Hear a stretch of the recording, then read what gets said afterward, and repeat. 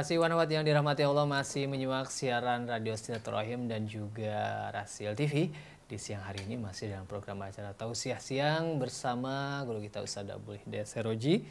Dan di siang hari ini beliau tadi menjelaskan mengenai makna sholat, arti dan juga kandungannya tadi dijelaskan oleh beliau dan Iwan Awad. Seperti biasa yang ingin bergabung menyampaikan tanggapan, komentar ataupun pertanyaannya kami persilahkan. Kami tunggu di 08111 999 ataupun berinteraktif di 021 845 1512. Selanjutnya saya bacakan SMS yang pertama, Ustadz, dari hamba Allah 0856 595127 sekian. Assalamualaikum warahmatullahi wabarakatuh. Waalaikumsalam warahmatullahi wabarakatuh. Ustadz, paling tidak dalam sehari semalam itu kita sholat 5 waktu. Dan kita selalu berserah diri ketika kita sholat. Sesungguhnya sholatku, ibadahku, hidupku, dan matiku hanyalah untuk Allah Subhanahu wa Ta'ala. Tapi dalam prakteknya tidak seperti itu. Nah, hal ini bagaimana Ustadz? Mohon penjelasan dan juga nasihatnya. Iya. Di doa iftitah mungkinnya sering diucapkan. Benar, Anda itu memang ucapan yang luar biasa. Itu kan komitmen. Ikrar kita di hadapan Allah setiap waktu kita sholat. Ya itulah yang harus kita perjuangkan. Bagaimana apa yang kita katakan itu menjadi satu kenyataan dalam realita kehidupan kita. Karena tuntutan iman itu ada 3. Diucapkan dengan lisan, dibenarkan oleh hati, dan dibuktikan. Benar ucapan kita itu kalau kita buktikan dalam realita kehidupan kita. Inna sholati wa nusuki wa mahyaya wa mamati lillahi rabbil alamin. Saya kira ucapan yang paling pas ini, karena memang kita ini punya Allah. Jadi kita sholat itu, sholat ini hanya untuk Allah. Bahkan hidup mati kita ini untuk Allah. Dan Allah tidak pernah menyanyiakan hamba, tidak pernah memberikan tugas, beban yang memberikan mudarat kita. Justru ketika Allah memberikan tuntutan syariat yang harus kita amalkan, itu untuk kebaikan kita. Nah, oleh karenanya perdalam Asmaul Husna, yang biasa pada akhir ayat itu baca Al-Quran itu nama-nama keagungan dan sifat-sifat Allah. Innallaha ra'ufum bil ibad. Allah itu maha lembut terhadap hamba-hambanya. Ghafurur Rahim. Allah itu maha pengampun lagi maha penyayang. Cuma kita yang kadang-kadang nggak mau loh mencoba menyelami gitu loh. Kasih sayang Allah itu luar biasa. Coba nggak usah jauh-jauh lah. Kita misalnya punya orang tua, ibu yang sayang sekali sama kita. Jadi tiap hari kita diperhatikan, didoakan. Kebetulan orang tua kita itu, ayah bunda kita itu orang kaya. Kemudian dia punya rumah sakit, dia punya travel. Pokoknya orang yang luar biasa sekarang punya. Coba apa kalau kita ada kesedihan, ada problem, ada masalah, kemudian kita datang kepada orang tua kita, ibu, bapak, saya sedang menghadapi masalah begini. Coba kira-kira bagaimana itu? Mau dibiarkan? Ya, mesti ibunya bilang, nak, berapa nak kamu perlu uang? Coba. Apalagi kita baik, kalau kita baik menjadi buah hati yang disayangi oleh orang tua, Masya Allah. Jadi kita ini yang kadang-kadang, tidak mau dekat kepada Allah, tidak mau mempelajari, mengenal lebih jauh sifat-sifat Allah, kasih sayang Allah yang luar biasa. Padahal kasih sayang Allah itu dalam sebuah hadis Rasulullah mengatakan, ketika ada sebuah tawanan, di antara tawanan itu ada seorang wanita. Nah, kemudian ada seorang anak kecil. Apakah anaknya memang anak dia yang terpisah? Tapi kenyataan ibu tadi kemudian segera mengambil anak itu, didekapnya anak itu, kemudian diberikan disusui anak itu. Kemudian Rasulullah bertanya para sahabat, coba kau lihat tuh wanita, bagaimana kasih sayangnya luar biasa pada anaknya. Adakah kasih sayang melebihi dari kasih sayang ibu pada anaknya? Sahabat selalu menjawab, Allahu wa rasuluhu alam. Allah dan Rasulnya yang tahu. Maksudnya karena itu pertanyaan bukan perlu jawaban. Karena itu sebagai satu pancingan untuk atau penekanan terhadap perhatian supaya mendapat perhatian lebih. Kemudian Rasul mengatakan Allah itu jauh kasih sayangnya melampaui daripada kasih sayang seorang ibu. Jadi kasih sayang ibu yang itu tiada tara di dunia ini, itu baru percikan kecil dari kasih sayang Allah yang maha rahman dan maha rahim. Nah, kita nggak mau dekat. Ketika ada problem kita nggak mau mendekat. Kita tidak yakin bahwa Allah itu akan menolong kita. Bahwa Allah itu maha penyantun, maha lembut, mendengar segala ratapan doa kita. Maka benar kata kata siapa penyanyi kita ini, Bimbo kok Jumbo, Bimbo ya, dia mengatakan kau dekat aku dekat, kau jauh aku jauh. Itu adalah hadits qudsi yang Rasul sebutkan bahwa itu firman Allah. Jika seorang hamba itu mendekat, aku kata Allah akan lebih dekat lagi. Jika engkau jauh, aku jauh. Kita yang tidak mau dekat sama Allah. Kita kadang-kadang merasa hebat, merasa pintar. Makanya sering saya bilang begini, alangkah sombongnya manusia ini. Sebenarnya banyak hajat, banyak keperluan, banyak problem, tapi tidak mau minta kepada Allah, tidak mau dekat kepada Allah. Kan sombong itu namanya orang itu. Masya Allah. Padahal Allah sudah membuka tangan seluas-luasnya, datang, memintalah kepadaku. Sholatlah dengan kesabaran dan sholat untuk mendekat, memohon pertolongan. Subhanallah. Oleh karenanya, sholat itu menjadi satu komunikasi yang paling efektif bagi seorang hamba kepada Allah. Allah memberikan jalan yang luar biasa. Tanpa perantara-perantara lagi. Tidak ada perantara-perantara, langsung Allah lebih dekat dari urat leher kita ini. Allah mendengar, maha lembut, maha pengasih, maha penyayang. Oleh karenanya saya sarankan coba dalami itu.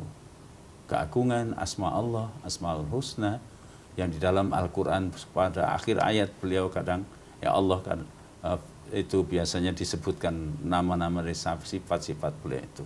Antara yang saya sebut tadi, maha lembut pada hambanya, maha pengasih, maha penyayang, maha luas karunia-Nya, dan lain-lain sebagainya. Kalau itu kita hayati, kita yakini, Masya Allah, sholat itu menjadi satu kebutuhan kita. Jadi bukan beban. Kita kan, ya tadi saya gambarkan, kalau umpamanya Presiden Jokowi atau nggak usah Jokowi, menteri umpamanya bilang, mari rakyatku kalau ada keperluan datang ke istana, silahkan minta padaku. Ya, Masya Allah. Kalau ada begitu kira-kira rame itu istana ya.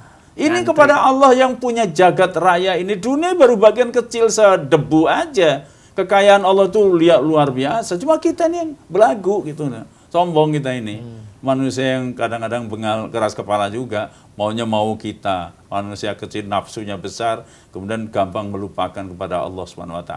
Padahal Allah itu kurang apa? Maha pengasih, maha penyayang. Udah diciptakan kita manusia dari barang yang hina, dimuliakan, dikasih kecerdasan, dikasih dunia kepada kita. Kemudian kalau kurang mesti minta kepadaku, dekat kepadaku, aku akan lipat gandakan pahalanya di dunia maupun di akhirat. Tapi kita yang hare-hare, kadang-kadang belagu kita ini, terus terang aja mohon maaf. Assalamualaikum warahmatullahi wabarakatuh. Jadi memang kalau orang tidak mau berdoa tuh dikatakan sombong. Tidak belagu. Mau minta kepada Allah ya. Mau minta pada Allah, tidak suka. Allah suka pada hamba yang selalu mohon pada. Dan Allah tidak akan jemu-jemu memberikan, mengabulkan doa pada orang yang meminta. Kita yang kadang-kadang belagu sholatnya buru-buru. Bismillahirrahmanirrahim, alhamdulillahirabbil alamin. Ini sholat apa? Baca mantra atau apa ini? Padahal sholat bagian dari doa. Bagian dari doa juga. Doa sedang dialog. Allah, bismillahirrahmanirrahim. Dengan namamu ya Allah. Ya maha pengasih lagi maha penyayang. Bayangkan pengasih penyayang kita. Ar-Rahman Ar-Rahim. Berapa kali kita sebut, Allah sebutkan, itu suruh nyebut kita Ar-Rahman Ar-Rahim. Tapi kita ini yang kadang-kadang Masya Allah ya, nggak mau dekat. Semoga kita diingatkan kembali ya. Agar tadi kata Ustadz biasanya kan disampaikan agar ibadah-ibadah kita tidak hanya ritual tanpa makna Ustadz ya. Padahal kan tiap doa kita tadi inna sholati wa nusuki wa mahyaya wa mamati lillahi rabbil alamin. Itu agar lebih kita resapi Ustadz ya. Ya kita pasrah sebagai hamba. Ya, namanya budak gimana sih? Tapi bukan sudah budak Sunda lah ini mah. Orang Sunda mah anak kecil, anak budak. Kita ini hamba. Hamba manusia aja karena zaman perbudakan, karena dia bisa beli seenaknya perintah. Kita ini hambanya Allah. Maka Rasul lebih suka disebut hamba dan utusan Allah. Jadi hamba Allah itu luar biasa. Masya Allah. Apalagi Rasulullah. Cuma orang kadang-kadang kurang marem, raja, rapat, baru presiden, gubernur, rebutan nih sekarang kan lagi rebutan. Gubernur, siapa lagi pangkat hebat. Baru jadi hamba Allah. Masya Allah, itu luar biasa. Nah, karena kita ini hamba Allah, ya sudah, pasrah kita. Segala mau diapain kita. Hidup mati saya, semuanya saya samina wa ta'na. Itu yang justru sumber segala kebajikan. Dan Allah itu kalau ketika hambanya seperti itu, tidak mungkin Allah akan membiarkan. Pasti semuanya di dalam jaminan, dilindungi, diberkati, dirahmati, dan seterusnya. Ya, baik Ustaz. Selanjutnya dari SMS dari Ibu Liza Emilda di Bekasi, pertanyaan melalui WhatsApp. Assalamualaikum warahmatullahi wabarakatuh. Waalaikumsalam warahmatullahi wabarakatuh. Ustadz, bagaimana caranya untuk memberikan nasihat kepada orang tua dan juga orang terdekat yang terkadang masih sering meninggalkan sholat?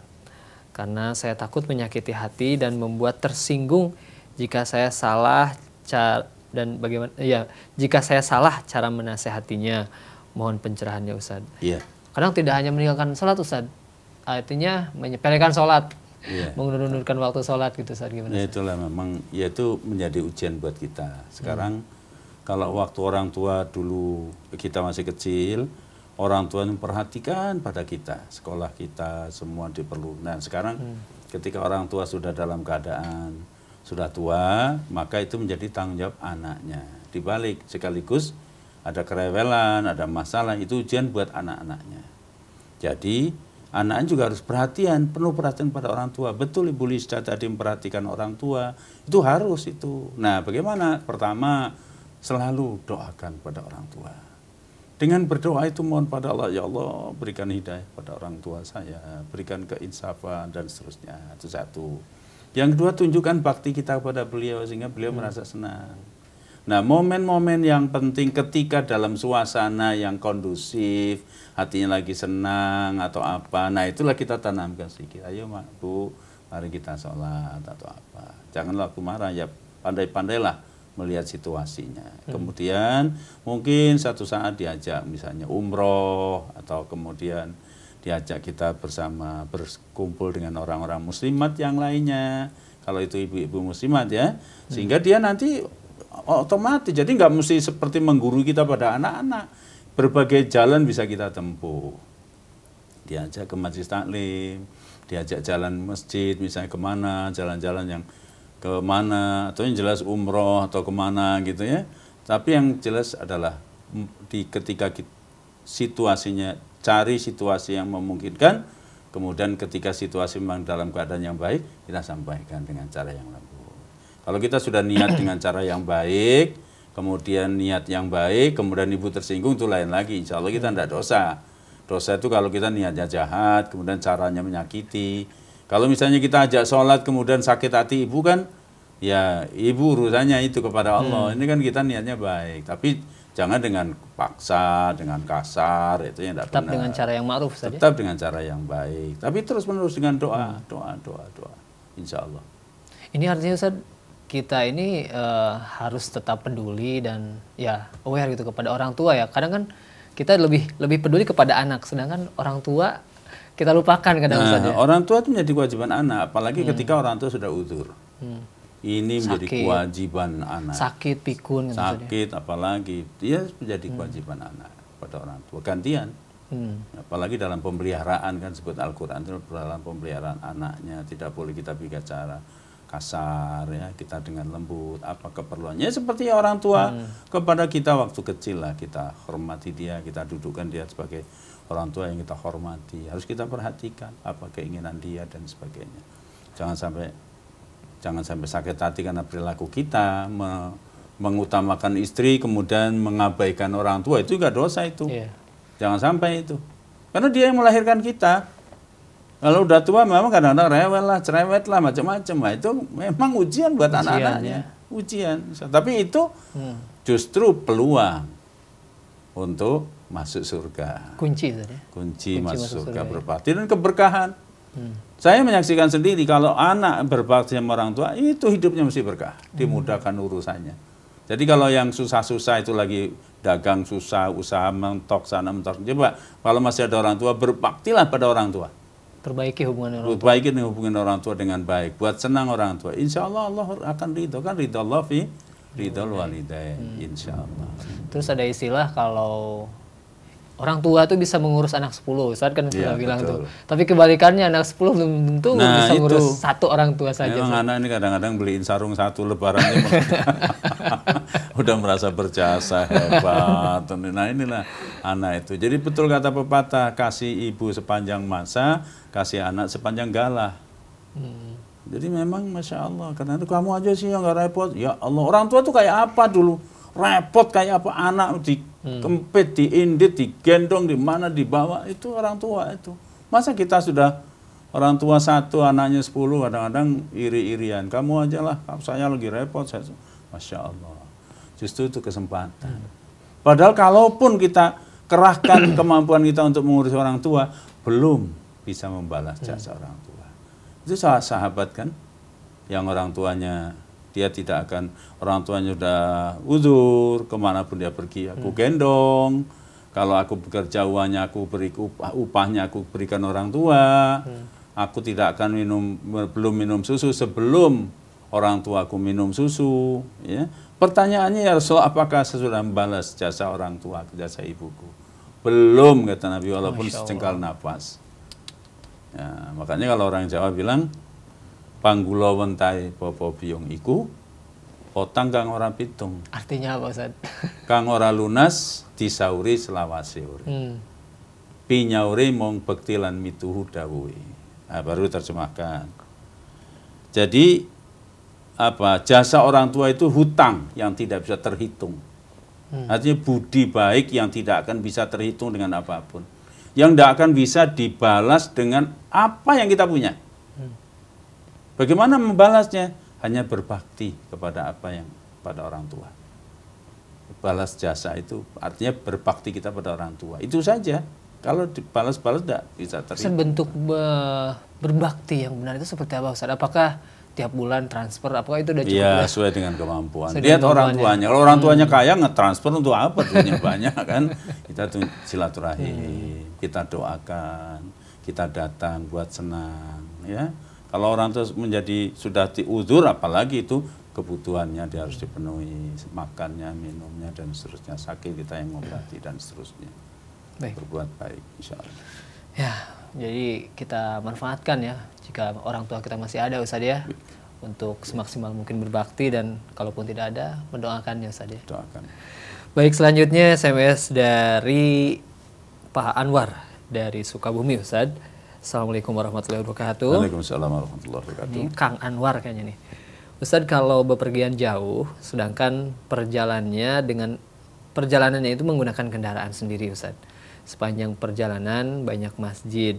Kita berhenti untuk sholat sambil istirahat. Nah, ada yang berpendapat boleh dijama atau dikosor ya. Kenapa Ustadz harus seperti itu? Kita kan mungkin beda kondisinya dengan zaman Rasul. Mohon pencerahan dan penjelasannya, Ustaz, mungkin. Iya, sedikit ikhtilaf, Ustaz, ini pertanyaannya. Rasul diutus untuk umat akhir zaman. Berarti Allah itu tahu umat akhir zaman itu kayak apa nanti, punya alat transportasi, punya segala macam. Syariat itu akan berlaku untuk umat akhir zaman. Islam satu agama yang tadi pasti, tapi diberikan kemudahan. Nah, kemudahan ini merupakan dispensasi rukhsah dari Allah yang Allah sendiri suka pada hambanya ketika diberi rukhsah keringanan diambil. Jadi jangan berlagu, dikasih duit, saya belum banyak duit. Udah kan dikasih keringanan, sudah kita ambil, itu yang Allah suka. Nah, perjalanan itu, kata Nabi, musafir itu sebagian daripada azab. Maksudnya azab di sini adalah penderitaan. Kan nggak bisa bebas kita mau biasa di rumah tuh mandi, leha-leha. Ini nggak bisa walaupun dengan kendaraan sendiri. Ngantuk juga tidak leluasa tidurnya. Makan juga ketemunya belum tentu kadang-kadang cocok dengan selera kita, capek dan sebagainya. Nyari toilet susah. Nyari toilet kadang-kadang ya gimana. Nah, ini rukhsah kasih sayang dari Allah yang menunjukkan bahwa Islam itu agama yang mudah. Tapi jangan dimudah-mudahkan. Kemudahan itu ada aturan-aturan. Rasulullah memberikan petunjuk. Ketika seorang musafir, maka sholat boleh dijamak, satu keringanan, qashar. Yang 4 tentunya, kalau subuh jangan dikosor habis. Ya, jadi ini satu keringanan, ambil rukhsah yang anugerah dari Allah Subhanahu wa taala. Adapun ada yang pendapat sekian kilo, kita lihat aja kembali pada Allah dan Rasul. Lihat Rasulullah itu jelas sekali kok memberikan ada yang mengatakan 3 farsa dan sebagainya. Ya sudah, kita yakini apa yang disabdakan oleh Nabi Muhammad SAW. Adapun pendapat-pendapat ya mana kita ambil yang paling menurut kita yang paling kuat. Dan tidak menyulitkan Islam itu. Kalau nanti tiap waktu sholat kita berhenti, ya Allah sendiri tahu bahwa ini nanti akan menjadi paling tidak memberatkan umatnya. Jadi ambillah rukhsah yang sudah ditetapkan oleh Rasulullah SAW. Wallahu a'lam. Dan tadi Allah lebih senang ketika hambanya, ketika hambanya menerima rukhsah. Ketika hambanya menerima keringanan dari Allah. SWT. Baik. Adapun jarak dan sebagainya itu perbedaan pendapat saja. Kembali kepada diri kita yakin yang mana. Tapi harus punya standar, punya dasar, jangan mengikut tanpa ilmu. Iya, dan berlapang dada dengan perbedaan yang lain. Selanjutnya Ustaz, SMS dari hamba Allah di Magelang. Assalamualaikum warahmatullahi wabarakatuh. Waalaikumsalam warahmatullahi wabarakatuh. Ustaz, semakin ingin menjadi baik sholat saya, semakin godaan jin itu sering mengganggu saya, katanya Ustaz. Sudah berikhtiar agar tidak diganggu, tetapi tetap diganggu. Apa seharusnya ikhtiar saya Ustaz agar mudah menjalankan sholat? Syukron. Ini diganggu oleh jin. Saya tidak tahu gangguan jin apa. Jinnya muncul gitu, atau serundal-serundul, nyunduli atau apa. Atau gitu. Atau godaan gitu. setan, atau yuwaswisu fi sudurinas atau apa. Tapi yang jelas, di dalam satu ayatnya, saya ayatnya lupa. Setan itu berjanji akan mengambil bagian ketika kita sholat. Jadi ketika kita sholat itu dikerahkan pasukan nih, beraneka macam. Spesialis lagi, ada yang bidang ini supaya lupa, ada yang bidang ini, ada yang bidang ini. Jadi memang kita sendiri terus terang aja, kalau 100% sholat itu kayaknya jauh lah ya. Tapi jangan sampai tinggal 1/10 gitu ya. Jadi konsentrasi penuh yang bisa kita lakukan. Jadi ini dengan godaan itu maksudnya kita ini sungguh-sungguh gitu loh. Saya mau sholat bukan, sholat lah, Allah berasal saja. Saya mau sholat ini dengan konsentrasi penuh kepada Allah. Kita mohon pertolongan Allah. Nah, kan kita diperintah untuk baca surat An-Nas ya, Qul a'udzu birabbin nas, malikin nas, ilahin nas. Bahkan itu bisa jadi wirid. Sekurang-kurangnya pagi sama sore baca ayat kursi, surat Al-Baqarah 2 ayat yang terakhir, Qul ya ayyuhal kafirun untuk membersihkan anasir syirik, Kulhu untuk memantapkan tauhid kita, Al-Falaq dan An-Nas perlindungan kita dari berbagai macam kejahatan makhluk dan juga dari yuwaswisu fi sudurin. Itu yang dibaca banyak-banyak. Paling tidak pagi sama sore, mau tidur baca itu, ada kesempatan baca itu. Kemudian kita konsentrasi sholat itu, usahakan kita maksimal bisa khusyuk. Insya Allah setan jin itu sebenarnya lemah tipu dayanya, asal kita mohon pertolongan Allah SWT. Jadi itu memang harus konsentrasi. Jadi hal-hal yang bisa memancing timbulnya ketidakkhusyuan, misalnya soal materi, soal uang, soal kerjaan. Begitu kita sholat, kita tinggalkan dulu semuanya itu. Kita konsentrasi penuh kepada Allah SWT. Mungkin itu yang bisa saya sampaikan. Baik, Ustaz. Dan selanjutnya dari Ibu Arofah, Ustaz, di Bogor. Assalamualaikum warahmatullahi wabarakatuh. Waalaikumsalam warahmatullahi wabarakatuh. Ustaz, memang benar sholat untuk tumakninah dan khusyuk tidak bisa 100%. Nah, apakah makanan yang kita makan, halal dan haramnya itu bisa mempengaruhi khusyuk atau tidaknya sholat kita, Ustaz? Terima kasih. Iya. Bukan hanya soal khusyuk dan tidaknya, bahkan diterima atau tidaknya sholat itu juga dari makanan antara lain, minuman, bahkan perilaku. Jadi ini penting sekali, makanan, minuman yang halal, yang haram, itu menjadi kendala.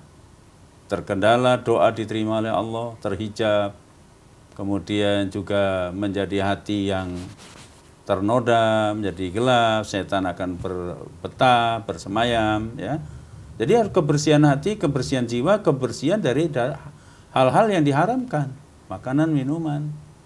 Bahkan sesuap makanan yang kita makan itu akan berpengaruh pada tubuh kita. Karena menjadi darah. Jadi darah dan daging kita, bahkan di akhirat akan lari sendiri ke neraka kalau darah daging kita banyak makan dari yang haram. Maka hati-hati. Hati-hati sekali kita makan yang halal lah, yang halal, jangan yang haram. Yang kedua misalnya perilaku. Dia sholat, tetapi senang rajin, marani dukun misalnya. Ya, kemudian datang ke paranormal. Sekarang kan nggak ada paranormal, saat dukun juga nggak ada. Sekarang kan kikun itu apa? Setengah kiai setengah dukun, ya sama aja. Oh, kikun saja. Kikun, setengah kiai setengah dukun. Kadang-kadang dikasih jimat apa ayat orang pintar. Kul husung sang diwalak-wali huruf-huruf dibuntel, kemudian katanya ini tolak bala ini. Lah kan sama aja itu, tangkal namanya, ya. Nah, jadi itu kalau seorang datang kepada tukang ramal, akhbar, tukang ramal, kahin, dukun, kemudian dia percaya apa yang dia katakan. Oh mas nih sampean ini bintangnya redup nih, tapi nanti 5 tahun lagi ke depan kita akan bintangnya bersinar. Cuma harus disyariati. Syariatnya begini-begini, sampean harus begini-begini. Nanti sampai rumah beli telur angsa, kemudian tengah malam nanti dikubur, begini macam-macam lah itu. Kemudian kita percaya, yang akan datang bahkan begini, percaya. 40 hari sholat kita, ibadah kita nggak diterima. Nah, jadi berpengaruh makanan, minuman, kemudian perilaku kita, kalau sampai menyinggung-nyinggung kepada kemusyrikan akan sangat berpengaruh. Jadi sholat juga khusyuk itu juga tergantung juga kebersihan jiwa. Jadi itu harus kita perjuangkan memang. Menjadi orang yang benar, orang yang bersih, yang bisa dekat pada Allah itu adalah orang-orang yang memang bisa bersih. Makanya zahiriannya kita wudhu, kita mandi, kita itu maksudnya supaya teraplikasi dalam kehidupan, biasa hidup bersih, berpikir jernih, berpandangan jernih, ya, telinganya juga harus bersih. Kita diperintah puasa. Puasa itu menahan diri dari hal-hal yang tidak baik, pendengaran, mata, dan seterusnya. Itu maksudnya harus kita praktekkan dalam kehidupan hari-hari di luar sholat, di luar puasa. Wallahualam. Baik, selanjutnya dari siapa ini? 0813 1937 43 sekian. Assalamualaikum warahmatullahi wabarakatuh. Waalaikumsalam warahmatullahi wabarakatuh. Ustaz, apakah ada pengertian dan makna lainnya mengenai sholat berjamaah, Ustaz, yang biasa kita lakukan di masjid? Meskipun sudah banyak yang paham, Ustaz, tapi mungkin masih banyak yang menyepelekan mengenai sholat berjamaah ini.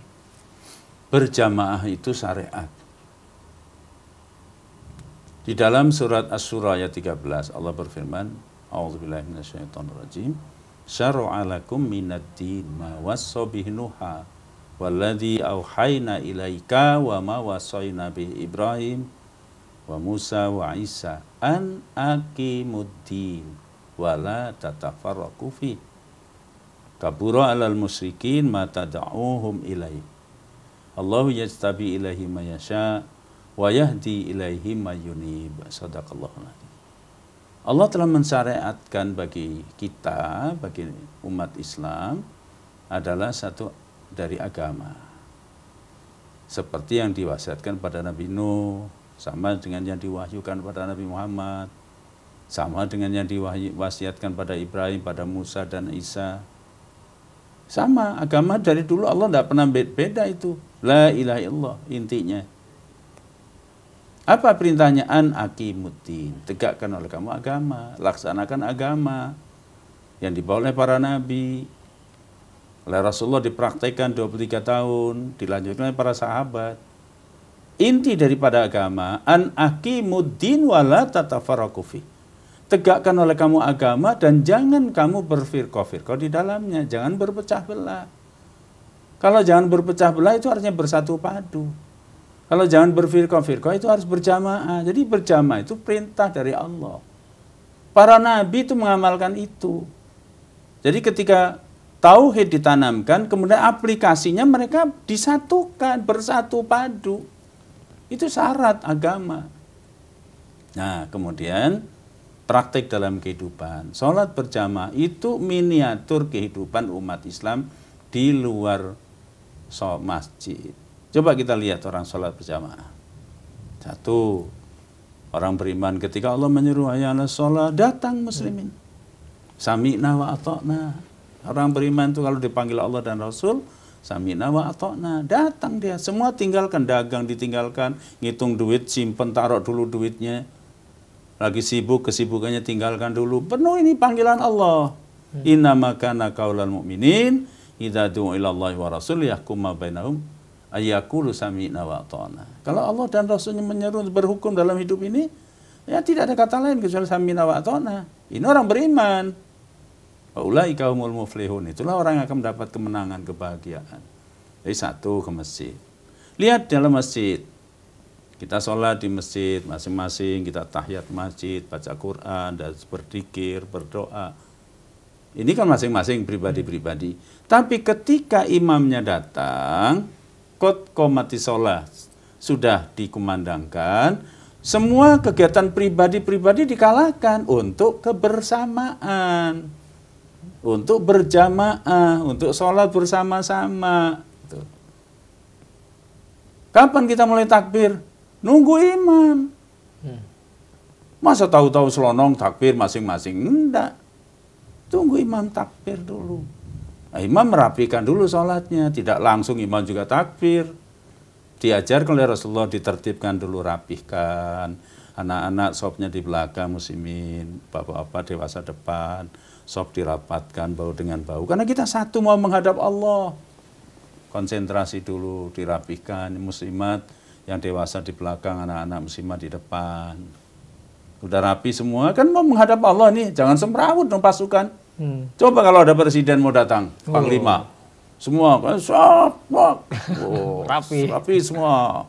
Inspektur upacara memasuki lapangan, bawa presiden, hormat semuanya, itu semua rapi. Nggak ada yang pendelang itu, nggak ada menceng barisannya, nggak ada itu. Nah ini mau menghadap Allah, dirapikan dulu Rasulullah. Dan ini praktek sunnah Rasul. Udah rapi semua, baru imamnya menghadap kiblat, takbir, Allahu Akbar. Kumur ini semua, Allahu Akbar. Fa idza kabara fakabiru. Ketika bertakbir, takbir semua. Selanjutnya imam membaca, dengarkan makmum. Jangan imam baca, ini makmum baca buat saingan, buat tandingan. Dengarkan bacaan imam. Ya. Dengarkan, dihayati, diikuti. Maksudnya bukan hanya didengarkan pasif, diikuti, dihayati, itu apa yang dibaca imam. Maka sunnahnya ngimami sholat itu bacanya nyaring, bacanya fasih. Ya Masya Allah. Fa idza raka'a farka'u. Ketika imam ruku, ruku. Kapan kita bangun dari ruku? Nunggu imam dulu. Aduh lama kelamaan, sebodoh. Pokoknya kalau imamnya lama, ya lama. Ya makanya kata jadi imam itu jangan lama-lama, yang sedang-sedang saja. Karena di belakang itu banyak yang punya kepentingan. Mungkin ada bludrek, ada penyakit, ada apa. Jadi yang sedang-sedang saja. Jangan ego. Tentang hafal Quran, sholat maghrib, Yasin dibaca sampai habis. Al-Baqarah. Tabarok yang surat yang kedua. Besok lagi kepada ke masjid. Kang, kenapa nggak ke masjid, Kang? Wah, males. Kenapa? Imamnya gendeng. Loh kok imam gendeng gimana? Dengkul kotean saya itu kemarin sholat maghrib, kapok saya udah. Masa sholat maghrib Yasin dihabisin dari... Lah ya itu makanya harus bijak. Lihat siapa. Ketika imam menghadap makmum itu lihat siapa makmumnya gitu loh maksudnya. Kalau imamnya gerot-gerot, kuat-kuat, hebat-hebat ya silakan Al-Baqarah kayak apa yang dibaca. Tapi kalau imamnya udah tua, bangku, ada yang bludrek, ada yang rematik, ada ya kuliah, kulhu, sabihis lah ya. Jangan lama-lama tuh hafal Quran, baca. Ini sedang ngimami sholat, apa sedang presentasi diri ini kan. Nah, itu antara lain. Nah, inilah kekompakan itu harus dipraktekkan di luar sholat. Jadi kalau umatnya bersatu Indonesia, nggak akan hiruk pikuk kayak begini nih di DKI. Ya, kalau umat Islam terpimpin satu umat Islam, Masya Allah. Kata imamnya jangan itu mau disogok. Ya, samina wa ta'na. Semua, ini siapa gubernur yang paling bagus? Ya Muslim nih, udah. Nggak usah rame-rame. Oh, udah, dongok aja tuh orang-orang mana mau laku dijual. Jual ini, jual itu, jangan dibeli. Kalau dia memusuhi Islam. Tapi kalau kita bersahabat, ya silahkan. Gitu. Jadi sebenarnya Masya Allah, ini prinsip umat Islam. Persatuan itu prinsip sudah akidah. Wallahu a'lam. Baik ya, semoga mendapat pencerahan dari makna sholat berjamaah tadi, ternyata sangat dalam maknanya ya, dan itu bagian dari miniatur kehidupan kita Ustaz ya. Baik, selanjutnya dari Sukabumi, dari Abidin di Sukabumi Ustaz. Assalamualaikum warahmatullahi wabarakatuh. Waalaikumsalam warahmatullahi wabarakatuh. Nah ini mohon penjelasan mengenai sholat juga Ustaz, tentang sholat fajar dan waktunya jam berapa Ustaz, syukron. Ini sholat sunnah fajar mungkin Ustaz ya. Sholat sunnah fajar ini memang ditekankan betul oleh baginda Nabi. Beliau selalu itu upayakan bisa, tidak pernah ketinggalan. Bahkan kalau ketinggalan, beliau qadha nanti sesudahnya. Jadi sholat sunnah fajar itu adalah sholat sunnah qobliyah subuh. Dengan kata lain sholat sunnah fajar. Waktunya sesudah adzan. Jadi sudah adzan, sholat sunnah fajar 2 rakaat. Baru sholat subuh. Kalau sebelum adzan itu masih dalam kategori qiyamul lail. Sholat malam. Masih boleh witir kita kan sebelum subuh itu. Jadi sholat sunnah fajar waktunya adalah sesudah adzan subuh, sama dengan sholat sunnah qobliyah subuh 2 rakaat. Nah ini saya pernah mendengar bahwa pahalanya tuh lebih lebih baik daripada dunia beserta isinya. Masya Allah. Dengan 2 rakaat itu Ustaz? Dengan 2 rakaat. Jadi bayangkan begini, kalau kalau kita lihat dunia besar isinya, kita lihat kekayaan Allah luar biasa, galaksi tadi ya, dunia kan seperti debu yang berterbangan di antara planet-planet yang lain, di antara ratusan miliar bintang-bintang yang lain. Jadi dunia saja kecil sekali. Kalau Allah memberikan pahala kan kekal dan abadi yang terus akan ditambah. Nikmat dunia itu satu, rahmat Allah satu di dunia, dibagi untuk seluruh dunia. Sedangkan untuk orang-orang beriman itu 99% akan diberikan di akhirat, dan masih ada lagi yang disembunyikan oleh Allah SWT untuk orang-orang beriman. Jadi luar biasa, tapi kadang-kadang tekabi tak uran deh. Kita senangnya pada duit yang ada gambarnya, ada apa, nah kalau yang kasat mata gitu. Kasat mata yang dekat gitu. Padahal ya dekat-dekat kita juga terbatas waktunya. Banyak orang buru dunia banyak, tapi juga nggak bisa makan kita. Saya pernah termangu kata waktu haji diundang orang Arab makan. Begitu baru duduk aja udah lihat makanannya banyak begitu. Belum makan udah kenyang kita. Begini. Tafadhal ya, makan secuil. Ya sudah. Saya bertanya, ya Allah, manusia ini ternyata nafsunya saja yang besar. Ternyata makan saja tidak mampu. Tuh, coba. Makan saja tidak mampu. Nah sekarang yang lain umpamanya Rijal. Rijal jadi orang kaya raya. Amin. Umurnya ya sudah tua, tapi kan namanya orang kaya kan perempuan lengket ya. Istrinya 4, cantik muda-muda. Tapi Rijal umurnya udah 80 tahun. Terus mau diapain Tuhan? Udah nggak bisa ngapain, San. Terus mau apa? Dunianya banyak, terus mau diapain gitu loh. Jadi kita tidak mampu. Memang Allah sudah mengukur hidup nih. Terbatas manusia, kemampuan terbatas, dikasih. Kadang-kadang nafsu kita, angan-angan jauh lebih panjang daripada batas usia, daripada batas kemampuan. Kita ini kebutuhannya kan kain semeter untuk baju, 2 meter lah ya celana, nasi sepiring. Tapi kok inginannya kan menggenggam dunia. Dunia ini akan genggam kita semuanya. Karena saya nggak puas kalau nggak dapat semua. Duitnya masih banyak, aja masih katanya, wah nanti gimana kalau habis, nanti gimana besok gimana.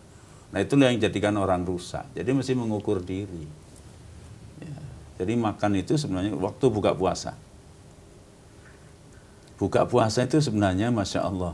Kita siang kan begitu lapar, rasanya, makanya ibu-ibu kalau menjelang malam itu siapin segala kolak ya ini. Menunya banyak, Ustaz. Menunya banyak. Begitu minum segelas sudah kenyang kita. Jadi kalau seseorang itu mampu menakar antara keperluan dan kebutuhannya, keperluan dan kenyataan, itu yang bisa klop di hati, tenang hatinya. Bisa menakar sebenarnya keperluan saya apa. Jadi jangan kok inginannya sekian, padahal sebenarnya yang dibutuhkan sedikit. Nah itu yang buat masalah manusia memperkosa dirinya. Sehingga orang kemudian stres gila. Stres lah, macam-macam kan tidak mengukur diri. Iya. Tapi kalau kita klop ini, oh ini ukuran sekian. Jadi seperlunya gitu. Wallahu a'lam. Baik Ustaz, selanjutnya ini terakhir dari Andi di Bogor. Assalamualaikum warahmatullahi wabarakatuh. Waalaikumsalam warahmatullahi wabarakatuh. Ustaz, mohon nasihatnya bagaimana melatih dan membiasakan diri untuk melaksanakan sholat sunnah Ustaz, seperti tahajud, sholat duha, dan sholat rawatib lainnya. Jujur saya masih berat Ustaz untuk merutinkan sholat sunnah ini karena berbagai alasan, katanya Ustaz. Ya. Kalau pekerjaan sholatnya memang, kalaupun dipaksa, mungkin bagus sekali. Sekali aja sudah, besok malas lagi. Yang harus didalami adalah akidah. Pendekatan kita kepada Allah, pengenalan kita pada keagungan, kemuliaan, sifat-sifat Allah. Baca sejarah para nabi, sejarah para sahabat. Kemudian baca itu ayat-ayat tentang akhirat, tentang surga, tentang neraka. Itu jadi iman yang dibangun dulu. Kalau imannya sudah mantap, otomatis itu mah sudah jadi pakaian.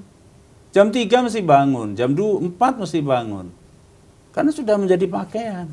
Tapi kalau hanya sholatnya saja tapi tidak dibangun akidahnya, keimanannya, keyakinannya kepada Allah, kedekatannya kepada Allah, itu memang berat biasakan, mending milih yang lain. Jadi iman dulu yang dimantapkan.